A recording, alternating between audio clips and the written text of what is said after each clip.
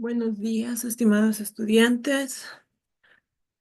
A medida que van ingresando, vayan anotándose en el chat del Zoom para que pueda registrar su asistencia, por favor.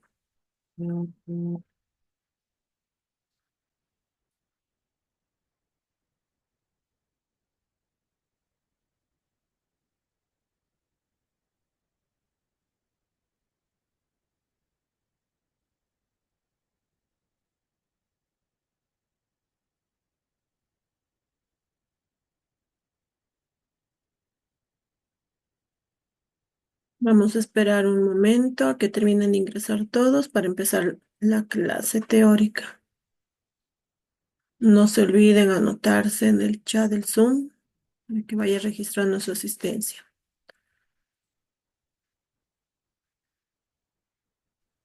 Somos 22 estudiantes todavía, tenemos que llegar a los 50.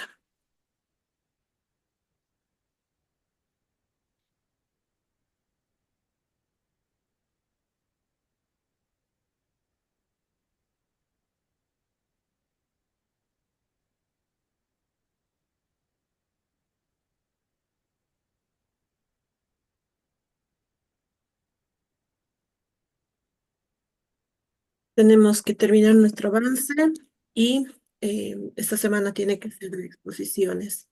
Así que también nos vamos a organizar para formar grupos para la actividad. Mejor si vamos conformando grupos de 7 personas, 7 integrantes en cada grupo, para que luego yo les dé el tema de exposición que van a realizar. Así que por afinidad pueden hacerlo y aquellas personas que luego no tengan grupos, vamos a ver de acomodarlos en algún grupo donde les falten integrantes. Necesito que para esta actividad tengamos también 7 grupos, así que 7 representantes para que podamos hacer el sorteo. Entre ustedes van organizándose con quienes quieren trabajar. Prefieren que yo lo haga por lista. Puedo organizarlos también por lista. Prenden el micrófono si me están escuchando. ¿Quieren organizarse ustedes o yo los reparto por lista?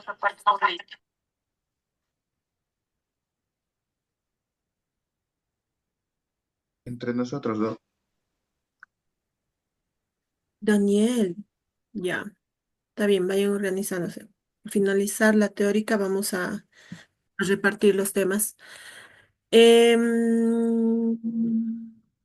Admitir a todos. Ahora sí, ¿en qué parte nos hemos quedado en la teórica? ¿Me recuerdan, por favor? El grupo es siempre es el grupo con el que estoy más atrasada en la teórica. No sé si es porque me hablan mucho o porque se van de excursión. Sí, eso debe ser. Las excursiones les han perjudicado. A ver. Ah, con ustedes también tenemos que hacer reposición, por eso también estamos atrasados. ¿Tienen clases el día viernes? Digo, el día sábado.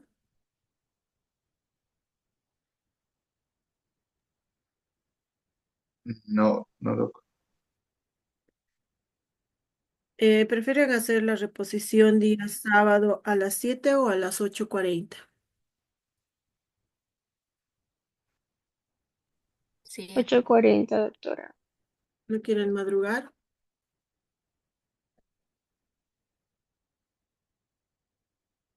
David, ¿no quieren madrugar tus compañeros? ¿Por qué? Gusta dormir.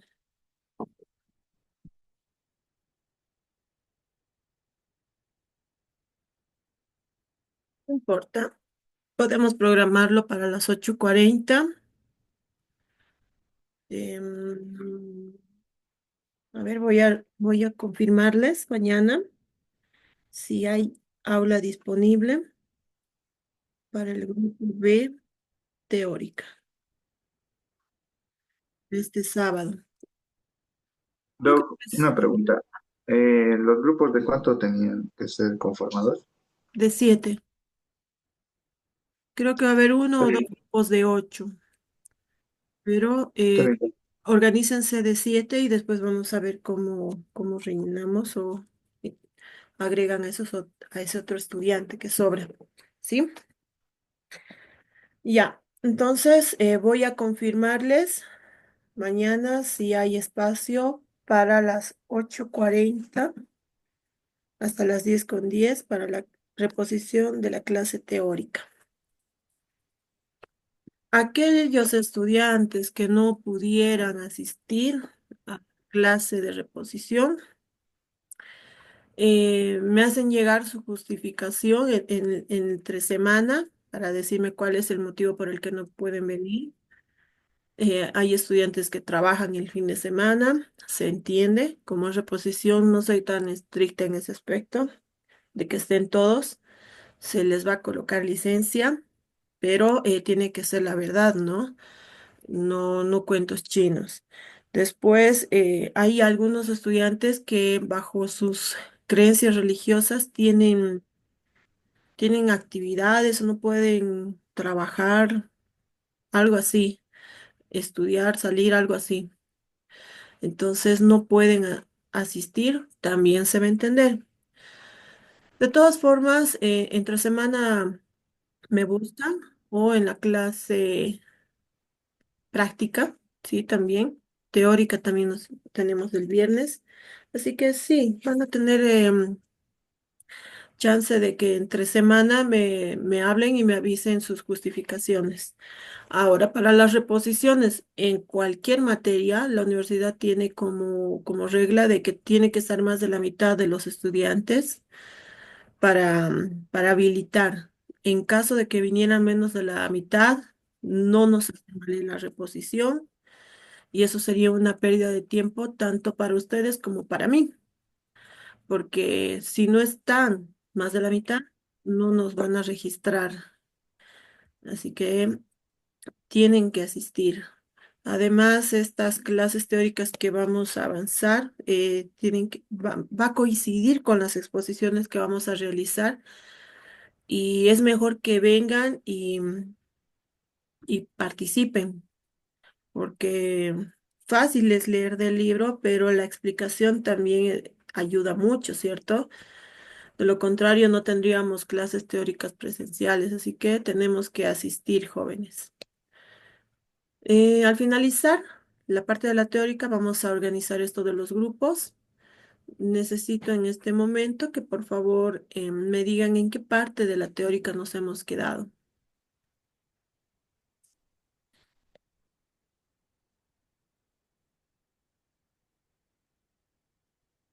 Ya hemos visto esclerodermia.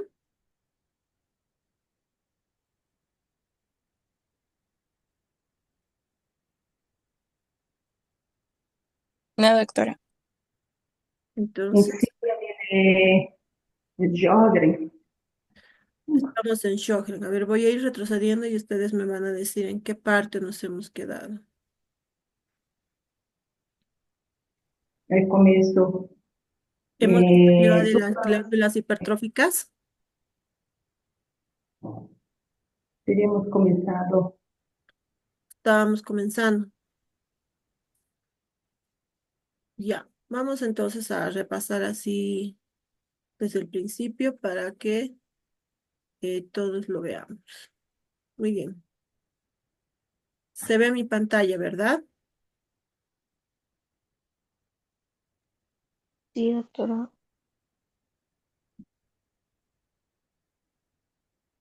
Perfecto. A ver, ¿cuántos estudiantes son? Somos 43.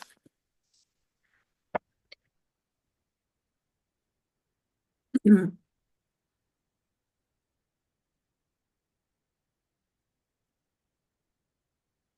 34.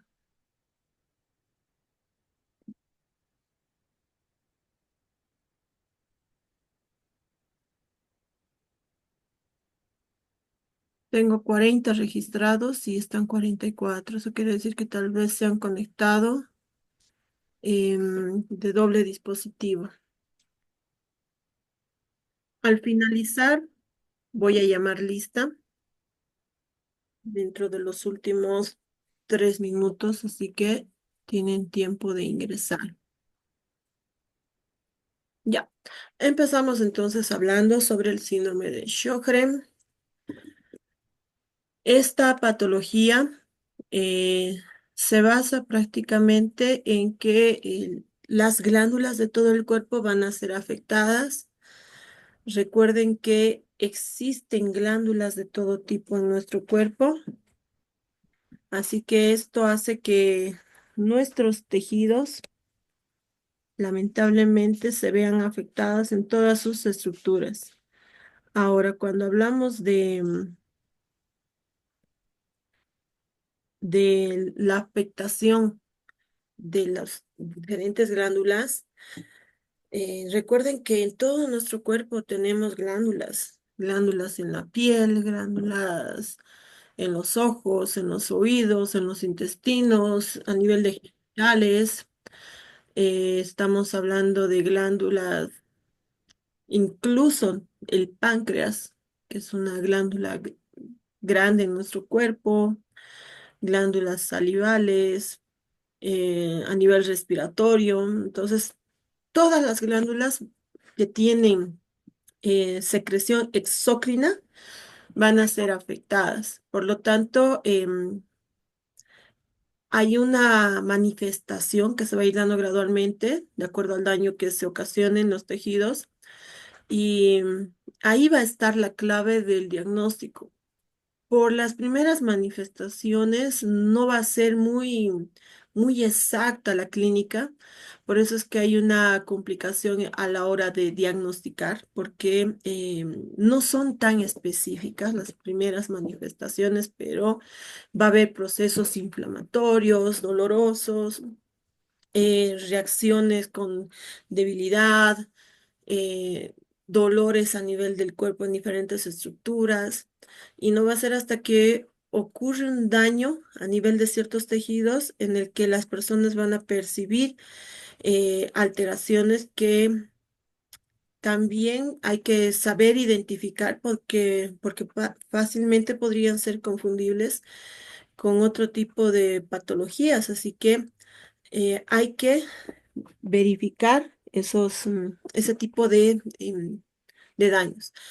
Pero en sí el síndrome de Sjögren se va a caracterizar porque va a haber una infiltración linfoplasmocitaria, o sea, los linfocitos van a activarse en sus diferentes variedades dentro de los tejidos glandulares, y eso es lo que va a llevar a que haya una destrucción a nivel de conductos, a nivel funcional, que se va a manifestar con la alteración del mismo tejido, órgano donde se produzca el daño.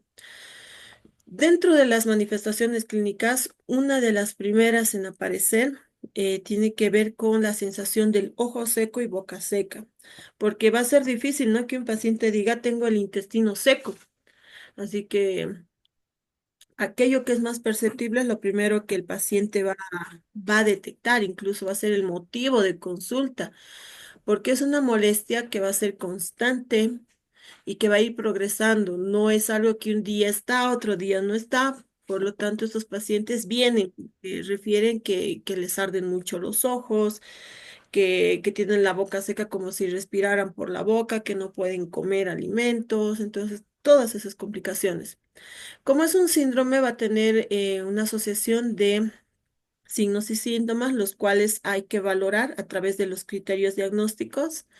Y es aquí donde ustedes van a buscar esos criterios diagnósticos para el síndrome de Sjögren. Así como en el lupus hemos visto una lista de criterios diagnósticos, también los hay en el síndrome de Sjögren. Creo que en el síndrome de Sjögren hay criterios mayores y menores también que se han estado actualizando a nivel del Colegio de Reumatología, así que busquen, infórmense, porque uno no sabe en qué momento puede llegar a tener un paciente de estos, y reconocer estas manifestaciones hacen que incluso podamos instaurar tratamientos oportunos para evitar complicaciones en los pacientes. Así que esto es importante. Esto no se trata solo de que el paciente llegue al reumatólogo cuando la enfermedad ya está avanzada, porque la clave aquí es ayudar al paciente. Recuerden que no hay cura para las enfermedades autoinmunes, pero sí hay tratamientos paliativos y aquellos tratamientos que frenan la evolución de la enfermedad, evitando complicaciones. Ahora, ¿dónde está? Aquí estamos. Aquí están las manifestaciones que el paciente siente, llamados también signos cardinales del síndrome de Sjögren, que se van a basar en la boca seca. eh, Como pueden ver aquí en la imagen, esta boca seca hace que, permítanme un segundito, voy a poner puntero. El paciente presente una sequedad a nivel de toda la boca. Estamos hablando de lengua, paladar. Van a sentir esa sensación de que al querer deglutir o tragar algo, se les pegan las cosas. Hay una sequedad a nivel de todas las estructuras adyacentes. Fíjense la boca, estos labios. Entonces van a ser personas que van a tener labios partidos, las comisuras de los labios también van a estar con lesiones. Eso también va a llevar a otro tipo de complicaciones en el que el paciente va a tener problemas dentales como caries.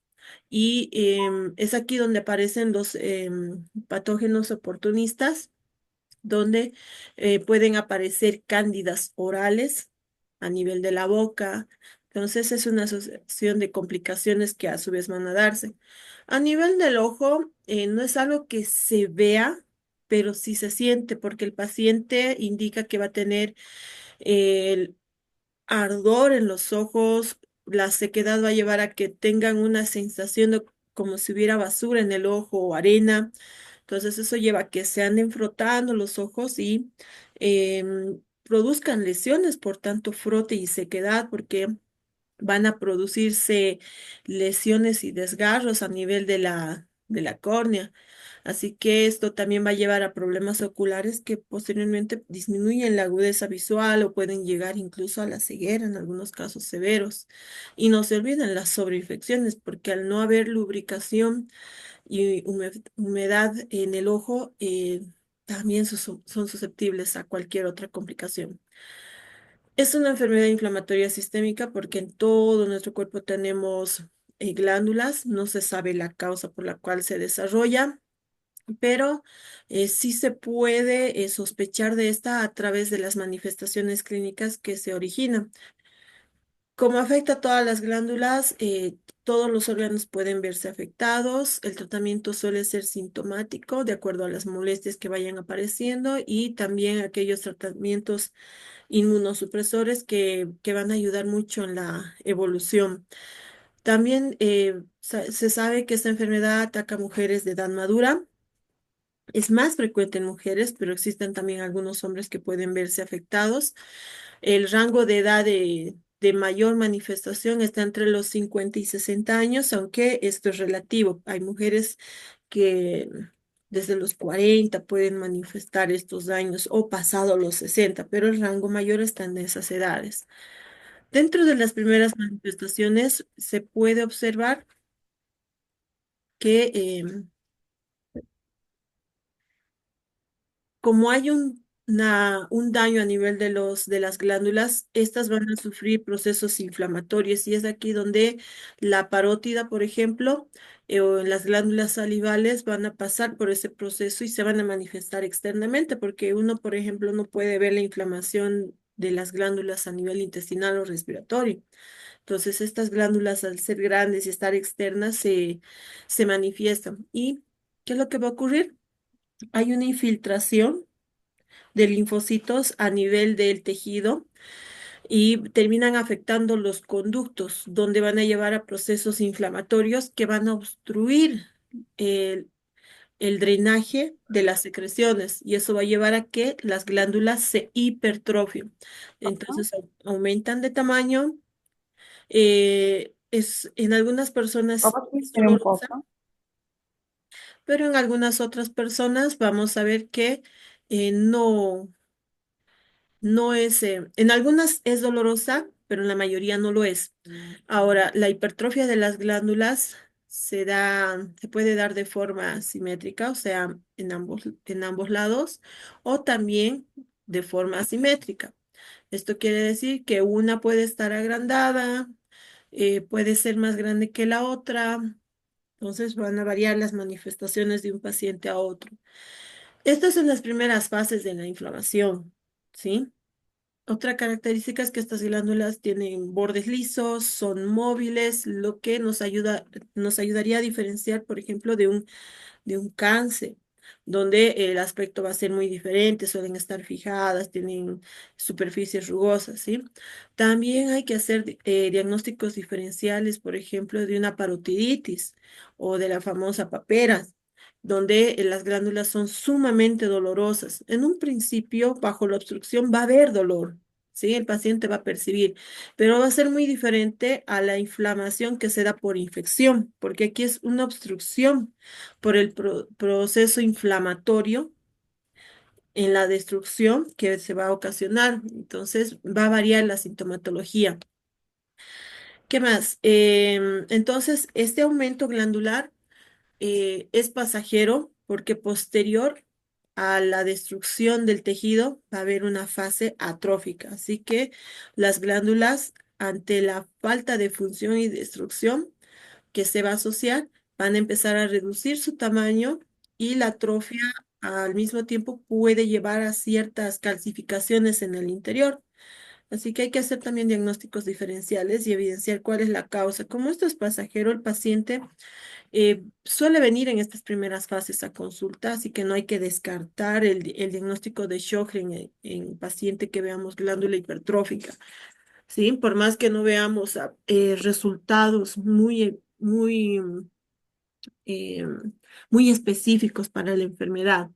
Son pacientes que deberíamos hacer los seguimientos y de esta manera, posteriormente, seguir revisando otras manifestaciones porque las enfermedades autoinmunes no van solas, así que es muy probable que estos pacientes terminen desarrollando artritis o vengan con otro tipo de enfermedad autoinmune. La enfermedad se va a clasificar en primaria y secundaria. Hablamos de primaria cuando viene sola, cuando viene con un Sjögren individual, ¿sí? Pero vamos a hablar de secundaria cuando viene asociada a otras enfermedades autoinmunes. Así que el Sjögren puede venir con artritis, puede venir con lupus, con esclerosis o cualquiera de las otras enfermedades autoinmunes que hemos visto en las listas. Así que no se olvide. La asociación hace que se denomine enfermedad de Sjögren secundaria. Ahora, un 30% de los pacientes, eh, permítame un segundito, me es- creo que no están pudiendo ingresar.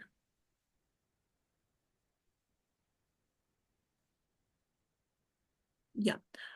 Se ve que un 30% de los pacientes con enfermedades autoinmunitarias, con artritis reumatoide, lupus, esclerosis, enfermedad mixta del tejido conjuntivo, tiroiditis de Hashimoto, cirrosis primaria o hepatobiliar, también van a tener shock. Así que se ha visto que existe una prevalencia en que vaya asociada, ¿sí?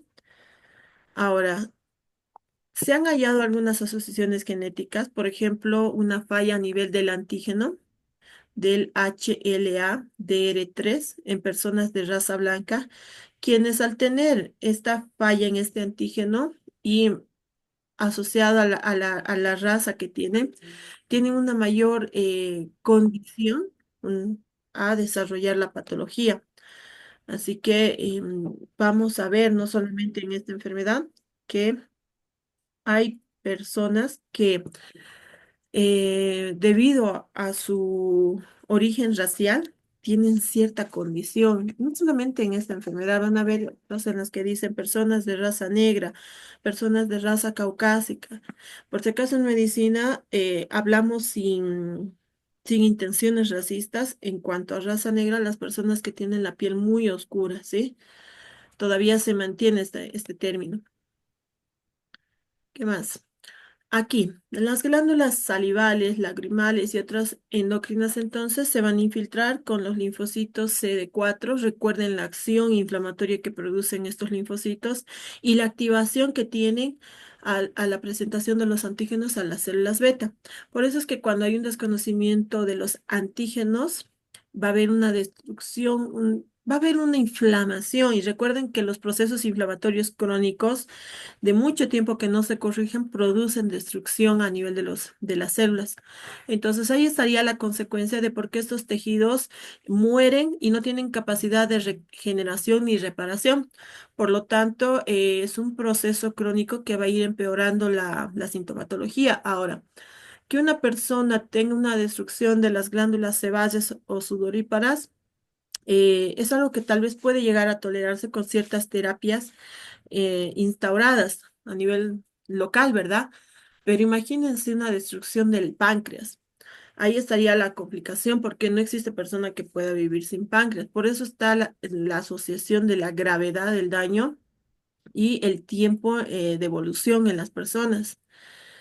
Vamos a ver que estas células T producen citocinas inflamatorias con interleucina 2, interferones gamma, así que es por eso que se dan los daños a nivel de los tejidos. Ahora, en cuanto a los anticuerpos, también los ANA, los anticuerpos antinucleares, van a ser dañados en estos, se van a manifestar en realidad en estos tejidos, se detectan en un 50-80%. Y eso lleva a que cuando se manifiestan estos anticuerpos podamos realizar entonces un diagnóstico a través de los laboratorios.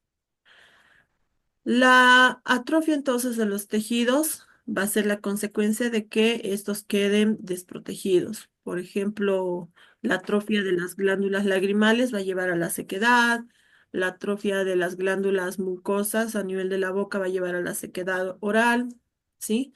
Así que estamos frente a un daño progresivo. Aquí lo importante es detectar entonces la enfermedad a tiempo. Y como se da este daño, entonces aparecen las diferentes complicaciones. Ahora, una de las primeras manifestaciones perceptibles del paciente es la sequedad de ojos y de boca. Y es por eso también que vienen a consulta. Y a veces vienen en fases tan avanzadas donde la córnea ya está tan afectada que terminan produciendo una queratitis filiforme, que es donde hay unos desgarros, donde las bandas epiteliales de la córnea se van a desgarrar y eso va a incomodar mucho más. Así que puede terminar afectando. La salivación disminuida, que sería la serostomía, también va a producir problemas en el momento de alimentarse. Son personas que ya no van a poder comer una galleta, un pan, debido a que no hay glándula salival que produzca entonces esa humectación de los alimentos. E incluso al deglutir van a sentir molestias a nivel del esófago. Así que hay una disfagia alimentaria. Y a esto le vamos a sumar los problemas de cándidas, caries dentales, cálculos de glándulas salivales. Otro aspecto que también hay que considerar es la disminución del gusto y del olfato. ¿Por qué?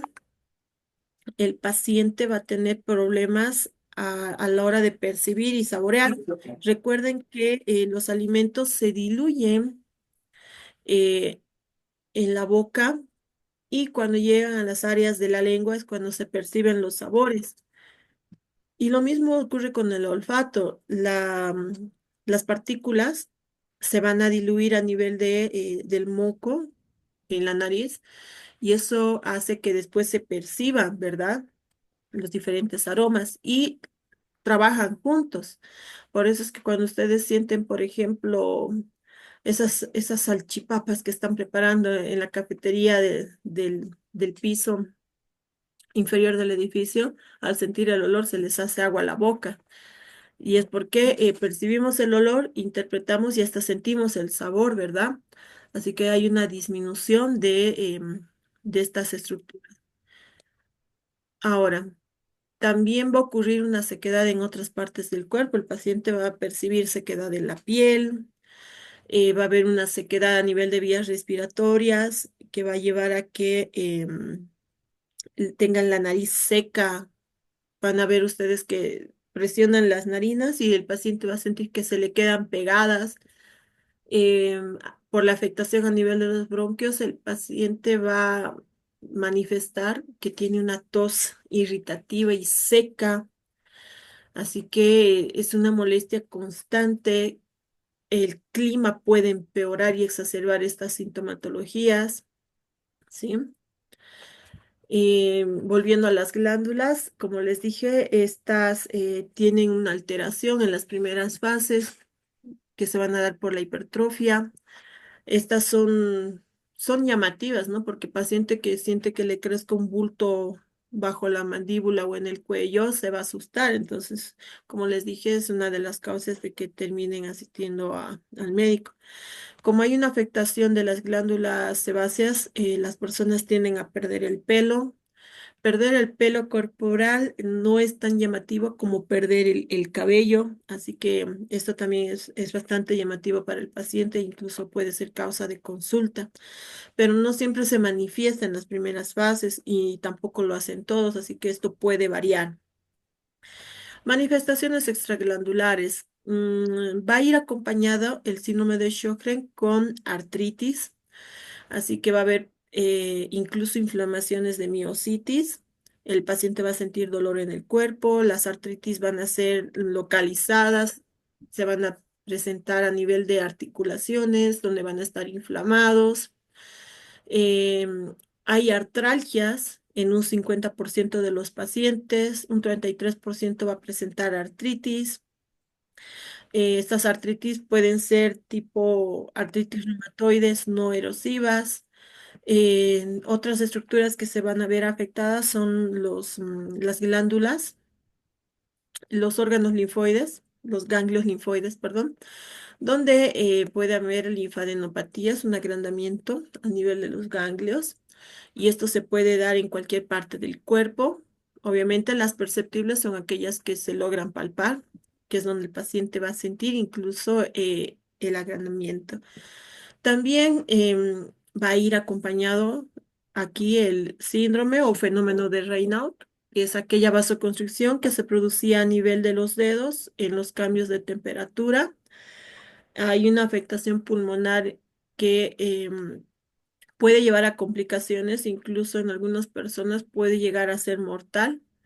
Así que no es algo que se deba dejar pasar, porque aquí la destrucción de los tejidos glandulares en los pulmones y la falta de humidificación hace que incluso tengan complicaciones respiratorias a nivel infeccioso. Así que el paciente fácilmente puede complicarse y estas infecciones se causa de que se incluso tengan una mortalidad elevada. Y no se olviden que también va a haber un proceso inflamatorio a nivel de los vasos sanguíneos, lo que va a llevar a una vasculitis. Y esta vasculitis, dependiendo del tejido, también puede llevar a ciertos problemas.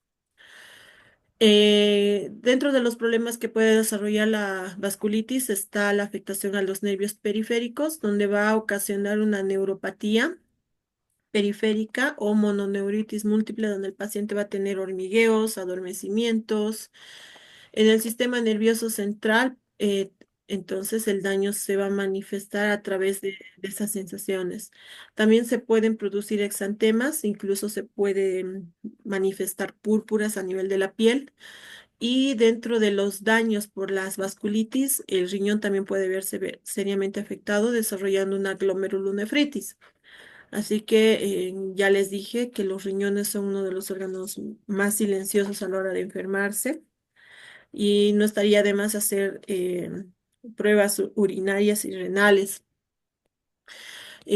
porque el daño en los riñones puede llevar a acidosis tubular, alteraciones de la capacidad de concentración, puede desarrollar cálculos renales o incluso nefritis intersticiales.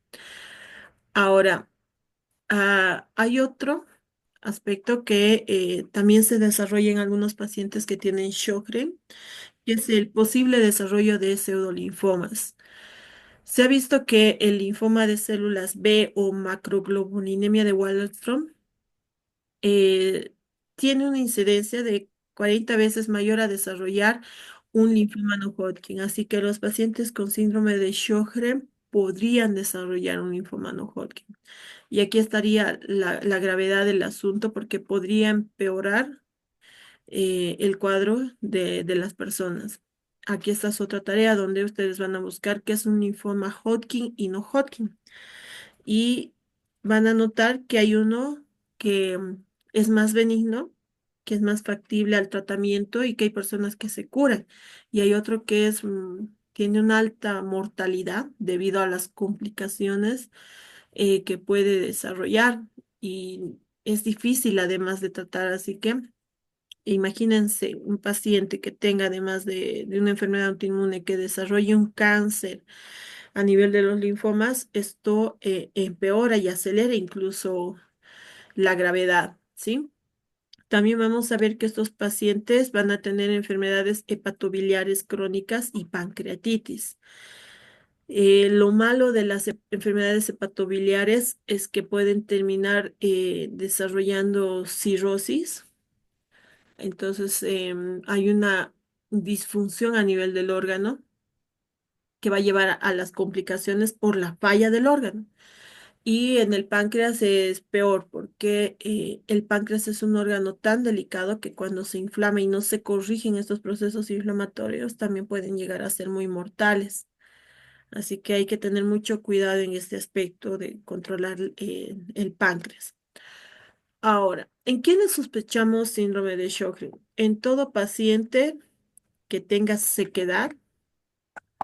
En este caso estamos hablando de ojos secos, boca seca, y si a esto se asocian las otras patologías como sequedad uterina, sequedad en la piel, eh, problemas en otras partes del cuerpo como intestinos o vías respiratorias, entonces el diagnóstico se va confirmando porque son criterios diagnósticos esos daños, ¿sí? En las primeras fases no se olviden que hay un proceso inflamatorio que va a producir un agrandamiento de las glándulas por la obstrucción y la inflamación de los mismos, pero posteriormente va a haber un daño y destrucción del tejido que va a llevar a su disfunción y va a llevar a que se desarrolle la atrofia de estas glándulas, ¿sí? No se olviden que a este proceso pueden venir los problemas neuropáticos, las infecciones constantes a las que van a quedar expuestos, así que hay bastantes datos que nos pueden guiar en cuanto al diagnóstico y sospecha en especial de la patología. Para esto vamos a utilizar los criterios diagnósticos que se van actualizando cada cierto tiempo en el Colegio de Reumatología Europeo y son elementales para incluso hacer un diagnóstico sin pruebas evidentes a nivel de laboratorio, ¿sí? Para diagnosticar ojos secos y boca seca, tiene que haber un cuadro clínico de evolución en el que la persona siente esa sequedad en un periodo mayor o igual a los 3 meses, donde la sequedad se ha ido manifestando de forma constante y diaria y que incluso ha ido empeorando. Ya saben, a nivel de ojos la sensación, el ardor, el enrojecimiento, la sensación de arena o basura en los ojos, en la boca, la falta de poder humedecer la boca, de deglutir alimentos. Así que esto se toma en cuenta como dato a partir del paciente, pero también se pueden hacer ciertos estudios, por ejemplo, una cialografía o gammagrafía salival que mide la producción de saliva y que es positiva para el diagnóstico cuando esta es menor o igual a 0,1 ml por minuto. Así que aquí estamos viendo que el flujo salival va a disminuir, es evaluable. Otro dato bajo el cual también se puede confirmar el diagnóstico es cuando los anticuerpos se